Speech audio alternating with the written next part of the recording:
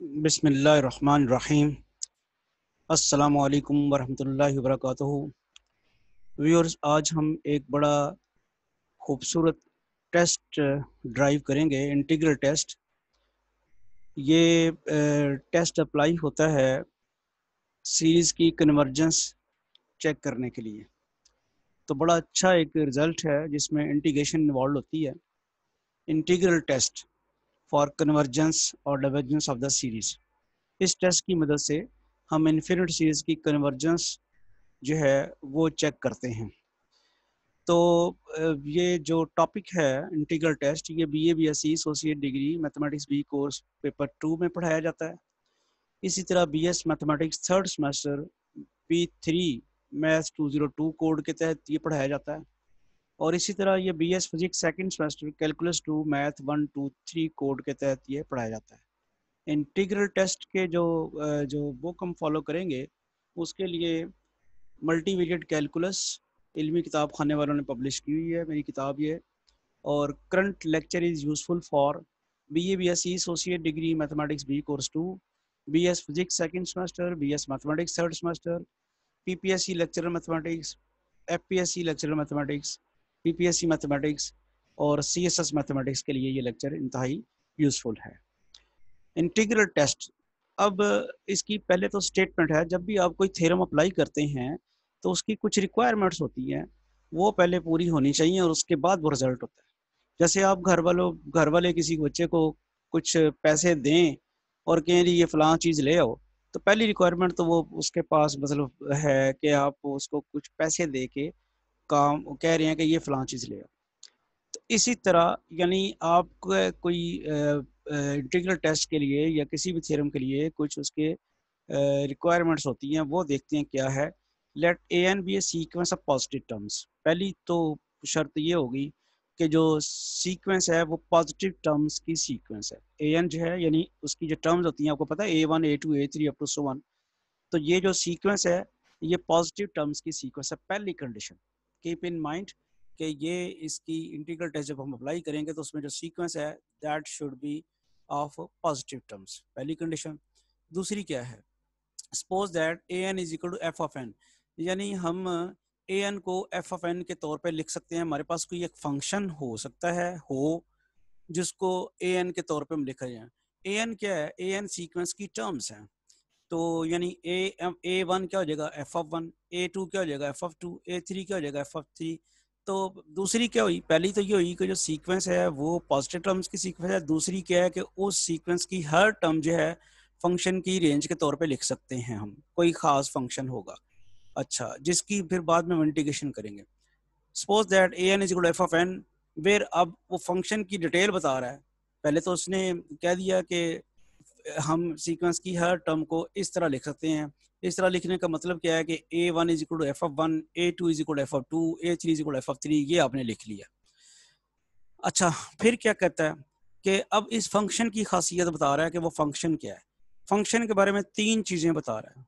Function जो है वो कंटिन्यूस है, वो फंक्शन जो है वो पॉजिटिव है, यानी पॉजिटिव तो होगा ही ना, चूंकि अब आप बड़े गौर से देखें कि सीक्वेंस की टर्म्स जो हैं वो आपको क्या कह रहा था, सीक्वेंस की टर्म पॉजिटिव टर्म्स हैं। A1 अगर आपने उसको फंक्शन के रखी है तो फंक्शन जो है वो पॉजिटिव तो है, लेकिन यहाँ पॉजिटिव क्यों कहा है, ये बड़ी इंपॉर्टेंट चीज़ है।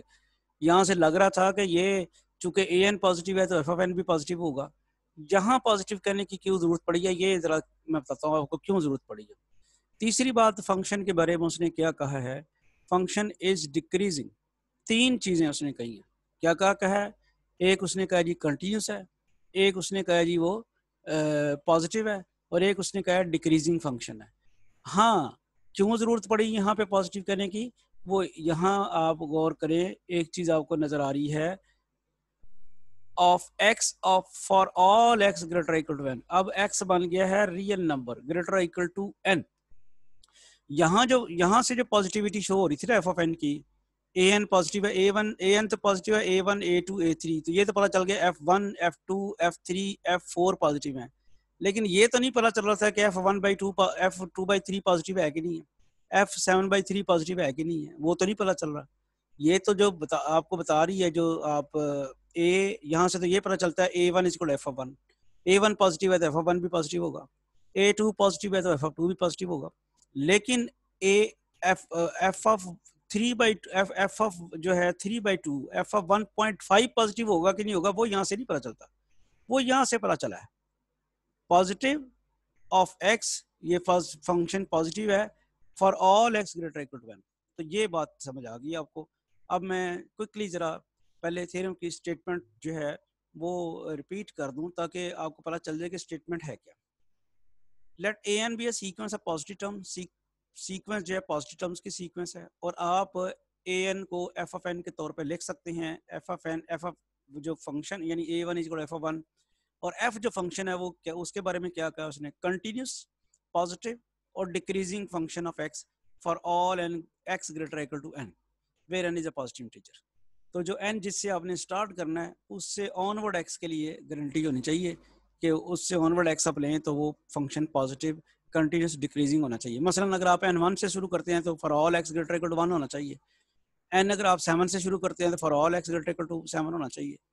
तो ये कंडीशन होनी चाहिए। अगर ऐसा हो जाए फिर क्या कहता है, then the series sigma n varies from 1 to infinity, n varies from n to infinity, ये n से स्टार्ट कर रहे हैं, and the integrals from n to infinity f of x dx both converge और डाइवर्ज। भाई अगर ऊपर वाली सारी कंडीशंस पूरी हो जाएं तो फिर आप, मैंने अभी शुरू में लेक्चर में कहा था कि इंटीग्रल टेस्ट जो है वो सीरीज की कन्वर्जेंस और डाइवर्जेंस को चेक करने के लिए हम यूज करते हैं। तो होगी बात क्यों नहीं हुई, वो कहता है ये सीरीज कन्वर्ज करेगी अगर इंटीग्रल कन्वर्ज किया, ये सीरीज डाइवर्ज करेगी अगर इंटीग्रल डाइवर्ज किया। तो बात तो आ गई। फिर हम क्या करेंगे, इस सीरीज की कन्वर्जेंस चेक करने के लिए हम सीरीज की कन्वर्जेंस चेक करने के लिए सीरीज की कन्वर्जेंस को चेक मतलब नहीं देखेंगे, बल्कि इस इंटीग्रल को चेक करेंगे कि वो फाइनाइट आया, फाइनाइट आएगा तो कन्वर्जेंट होगा, इन्फिनिट आएगा तो वो डाइवर्जेंट होगा। अगर इसका आंसर फाइनाइट आ गया तो ये सीरीज कन्वर्ज करेगी। तो इस तरह से हमारा इंटीग्रल टेस्ट जो है वो एप्लीकेबल होगा। हाँ, इसको लगाने से पहले ये जरूर देखना होगा कि ये जो हमारा फंक्शन है एफ ऑफ एक्स, क्या वो कंटिन्यूस है, क्या वो पॉजिटिव है, क्या वो डिक्रीजिंग है for all x greater equal to n. तो फिर ये इंटीग्रल टेस्ट जो हमारा एप्लीकेबल होगा। ओके, ये तो होगी बातें कि जो हमारा गिवन क्या है और प्रूव क्या करना है। अच्छा जी, अब प्रूफ की तरफ आते हैं। वो establish the test for the case n is equal to 1। हम capital N is equal to 1 से शुरू करके स्टैब्लिश कर लेते हैं केस, और फिर जो हमारा रिक्वायरमेंट होगी, कभी n 7 करना होगा, 8 करना होगा, 9 करना होगा, 1000 करना होगा, वो फिर उसके मुताबिक हम कर लेंगे जब कभी जरूरत पड़ी तो। लेकिन हम इसको प्रूव करते हैं n इज इक्वल टू 1 के लिए, यानी हम स्टार्ट करेंगे sigma n varies from 1 to infinity, और ये इंटीग्रल क्या होगा, स्टार्ट होगा 1 टू इंफिनिटी। यहाँ भी फिर क्या आ जाएगा, n की जगह 1 for all x greater equal to 1। Okay, the proof of general n is similar, जब यानी वो यही जैसे मैंने भी आपको बताया कि आप n इज इक्वल टू 1 के लिए स्टार्ट करके फिर n capital N general n के लिए सिमिलर होगा। अच्छा जी, वो कहता है वो start with the assumption that f is decreasing function with f of n is equal to an for, ये तो दिया हुआ ना उसने, ये तो थ्योरम की स्टेटमेंट है कि फंक्शन जो है वो डिक्रीजिंग है और f ऑफ n जो है वो an के बराबर है फॉर एवरी n। ठीक होगी बात। अब फॉर एवरी n आ जाएगा ना, तो अब आपके पास this lead us to observe that the rectangle in 1.4a which have areas a1 a1 a1 a2 up to n collectively enclose more than the area of the curve। अब ये जरा समझ लें क्या कहा है उसने, ये पहले फिगर देख लें। ये देखें, आपने कहता जी वो start the assumption that the function is decreasing function। ये डिक्रीजिंग फंक्शन जरा गौर कीजिएगा आप, इसकी एक्सप्लेनेशन फिर क्या होगी। ये कहता है जी डिक्रीजिंग फंक्शन, तो ये आपको फंक्शन नजर आ रहा है डिक्रीज होता हुआ, गौर कीजिएगा। ये फंक्शन जो है डिक्रीज हो रहा है ना, ऊपर से नीचे ये आ रहा है, ये आ रहा है, ये डिक्रीज हो रहा है। तो ये बात आ गई आपके पास पहली इसकी, जो उसने कही थी कि फंक्शन जो है डिक्रीजिंग फंक्शन है। विद उसने कहा G F of N is equal to A N for every N. ये आप देखें, ये 1 है, तो एफ ऑफ 1 कहाँ पे आना है, ये एफ ऑफ 1 आना है। ठीक है, और इसको उसने कहा जी वो आपके पास रेक्टेंगल है A1 जिसका एरिया जो है वो क्या है A1। इसके बाद अगला क्या है एफ ऑफ, ये आपके पास n इज इक्वल टू 2 है, ये वाला पॉइंट, और n इज इक्वल टू 2 और f ऑफ 2 आपके पास क्या है, f ऑफ 2 जरा देखिएगा। तो जैसे मैंने अभी बताया कि ये जो 1 है ना, यहाँ पे ये मैं चले मार्क करके दिखाता हूँ आपको कि आपके पास जो ये हो गया ना 1, तो f ऑफ 1 ये हो गया, ठीक हो गया। इसके लिए उसने कहा जी रेक्टेंगल बन गई A1, ये वाली रेक्टेंगल ये आपको नजर आ रही है। इसी तरह आपके पास 2 ये आया है, तो f ऑफ 2 ये आएगा और उसके लिए A2 रेक्टेंगल बन गई। इसी तरह आपके पास जो है n, और फिर ये आपके पास ये n आया और ये f ऑफ n आया, तो f ऑफ n जो है वो an रेक्टेंगल है। अब वो कह ये रहा है कि बड़े गौर से देखें, तो अगर आप एरिया अंडर द कर्व देखेंगे तो वो कम होगा और रेक्टेंगल्स का एरिया जो है वो ज्यादा होगा। ये समझ आ रही है आपको भला? ये देखें ना, रेक्टेंगल का कुछ कुछ पोर्शन बाहर जा रहा है ना, ये देखिए। मैं इसको तो पहले ये क्लियर कर लेता हूँ। ये डिक्रीजिंग फंक्शन बनाया था आपके लिए। तो अब आप देखें कि गौर करें तो आपके पास जो रेक्टेंगल्स हैं ये एरिया फालतू है, ये एरिया फालतू है। इसी तरह ये एरिया भी फालतू है और ये भी एरिया फालतू है। ये सारी रेक्टेंगल्स का एरिया अगर हम मालूम करेंगे तो वो एरिया अंडर द कर्व से ज्यादा होगा। एरिया अंडर द कर्व कहाँ पे आना है? एरिया अंडर द कर्व जो है, जैसे मैं लफज से कह रहा हूँ, एरिया अंडर द कर्व जो है वो यहाँ से आपका शुरू होता है। ये कर्व है ना, ये इस कर्व के नीचे नीचे, ये जो कर्व है ना इसके नीचे नीचे जो एरिया वो एरिया अंडर द कर्व है। यानी ये वाला, ये अगर मैं इसको ये बताऊं कि ये और ये सारा जो है ये एरिया अंडर द ये जो सारा है ये सारा एरिया अंडर द कर्व है। लेकिन आप देख रहे हैं कि रेक्टेंगल जो है वो बाहर, ये सारा एरिया अंडर द कर्व है। और आप देख रहे हैं कि रेक्टेंगल जो है वो बाहर जा रही है, यानी ये पोर्शन बाहर चला गया, ये पोर्शन कर्व से बाहर चला गया, ये कर्व पोर्शन। तो अब हमारे पास ये समझ आया कि रेक्टेंगल्स का एरिया का सम जो है, सारी रेक्टेंगल्स को अगर हम उनके एरियाज को ऐड करें तो वो एरिया अंडर द कर्व जो है उससे ज्यादा होगा। अब एरिया अंडर द कर्व तो आपने डेफिनेट इंटीग्रल में पढ़ा हुआ है, वो कैसे आता है? वो डेफिनेट इंटीग्रल से आता है। अगर आपने एरिया अंडर द कर्व करना है तो फंक्शन चूंकि कंटिन्यूस है तो आपने फंक्शन की इंटीग्रेशन करनी है फ्रॉम 1 टू n+1, तो ये एरिया अंडर द कर्व आ जाना है, ठीक है। तो फिर डेफिनेट इंटीग्रल में आपको याद होगा कि आपका जो एरिया अंडर द कर्व है वो है 1 to n+1 f(x) dx। ये अब ये एरिया अंडर द कर्व है, इतना पोर्शन ये वाला जो है it gives to the area under the curve. और हम अभी डिस्कस करके आए हैं कि ये रेक्टेंगल्स के एरिया के सम से लेसर और इक्वल है, छोट कम है। ये आ गई ना, पहली आपके पास रेक्टेंगल आ गई, ये A1 जो है area of the rectangle, first rectangle, second rectangle, और ये एन रेक्टेंगल्स के एरियाज हैं A1 A2 A3 इस वक्त हमने जो सपोज किए हुए हैं। तो इनका सबका सम जो है वो एरिया अंडर द कर्व से ग्रेटर इक्वल होगा, या एरिया अंडर द कर्व जो है वो लेसर इक्वल होगी। तो हमारे पास ये बड़े क्लियर बात हो गई कि इंटीग्रेशन जो होगी 1 to n+1 f(x) की, वो इससे इनके सम से लेसर और इक्वल होगी, ठीक है जी। तो अब जरा आगे की तरफ चलते हैं, ये डिस्कशन तो होगी हमारे पास। तो फिर हमने इसका बी पार्ट भी लिया, वो आगे चल कर डिस्कस करते हैं कि इस फिगर में इसका जो बी पोर्शन है वो कैसे है। In figure 1.4 b the rectangles have been faced to the left instead of the right. हमने ये किया कि ये वाली रेक्टेंगल जो है ना A1, इसको लेफ्ट साइड पे ले गए, यानी आप देख रहे हैं कि अब जो रेक्टेंगल है वो ये है। अब आप बड़े गौर से देखें, अब सिचुएशन चेंज हो गई है। सिचुएशन क्या हो गई अब कि अब आप रेक्टेंगल का एरिया लेंगे, ये आपके पास, ये देखें ज़रा गौर करें, आपके पास एरिया अंडर द, यानी हम ये पहली रेक्टेंगल छोड़ देंगे, ये वाली रेक्टेंगल छोड़ देंगे, ठीक है। A1 ये है आपके पास, F(A1), और आपके सिर्फ ये वाली हम शुरू करेंगे A2 से। ये देखते हैं, मैं आपको डिस्कस करता हूँ कि ये इस पर क्या किया गया। If we ignore the first rectangle, पहली रेक्टेंगल जो है ना इसको तो छोड़ दें आप, ये जो रेक्टेंगल थी आपकी पहली, इसको छोड़ दिया।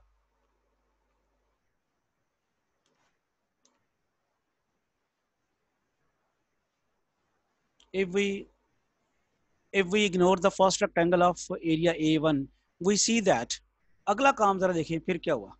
आप यहाँ से आप शुरू कर रहे हैं ये एरिया अंडर द कर्व, और अब आपके पास एरिया अंडर द कर्व ज़्यादा आ रहा है और रेक्टेंगल्स का एरिया कम आ रहा है, क्योंकि पहली तो वैसे ही छोड़ दी हुई है ना।